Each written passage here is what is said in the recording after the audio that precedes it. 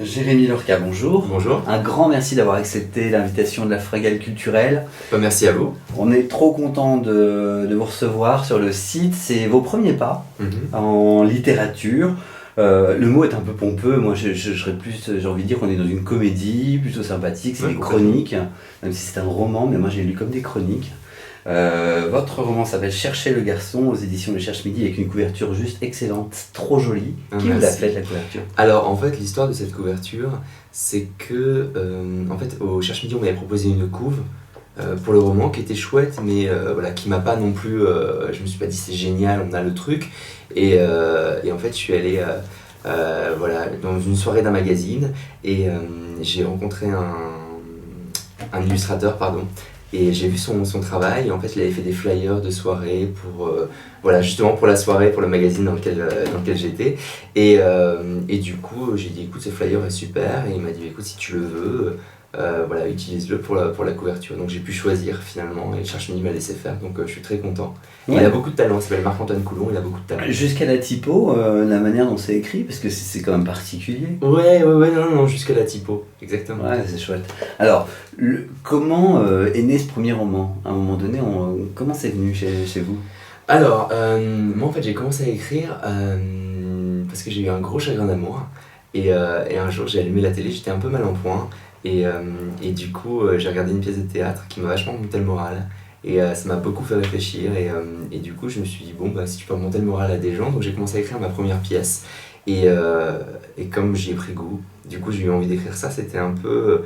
J'ai eu 25 ans, parce que ça parle des 25 ans du héros et du coup il y avait ce côté un peu, parce qu'il y a des éléments de ma vie, c'était peut-être un peu égocentrique de me dire je veux me souvenir, avoir une trace écrite de cette année-là qui a compté pour moi, qui était important, parce que depuis tout petit je me dis que 25 ans c'est quelque chose de très important, pour moi ça a toujours été le déclic de devenir un adulte. Oui.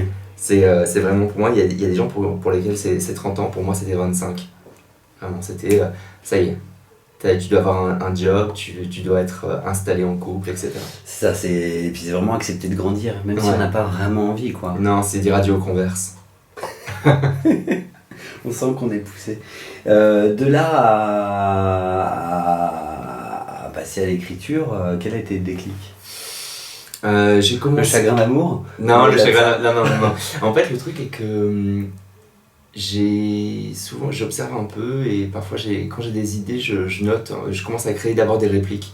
Donc du coup, je fonctionne souvent comme ça. En fait, j'écris d'abord des dialogues qui m'amusent et après, je crée les personnages. Alors ça, c'est toute la force du roman, justement. C'est l'effet ping-pong, les dialogues, c'est extrêmement vivant. Merci. Et par contre, il y a un petit bémol, et j'ai quand même envie d'en parler, ouais. C'est que j'ai trouvé dans le roman que ça marchait plus par le fait qu'il y avait un personnage avec une grosse personnalité et que l'histoire se construisait autour de lui, plutôt qu'une réelle histoire. Dans quel sens réelle histoire? Dans le sens où au départ on part pas sur un scénario, à mon sens on part sur un personnage qui développe sa vie. Ah c'est rigolo, c'est un point de vue intéressant. Alors que très souvent, en lisant beaucoup de livres, j'ai le sentiment que les gens partent sur une histoire, et là j'ai vraiment le sentiment que vous êtes parti sur un personnage et que ça fait une histoire. Et que j'ai centré ça. Quand je parle de bémol, c'en est pas vraiment parce que ça fonctionne. Hein, oui. Moi je voulais avant tout quand même parler c'était la recherche de l'amour qui m'intéressait, c'était parler de Paris, parler de la mode, du coup non mais j'entends et c'est hyper intéressant.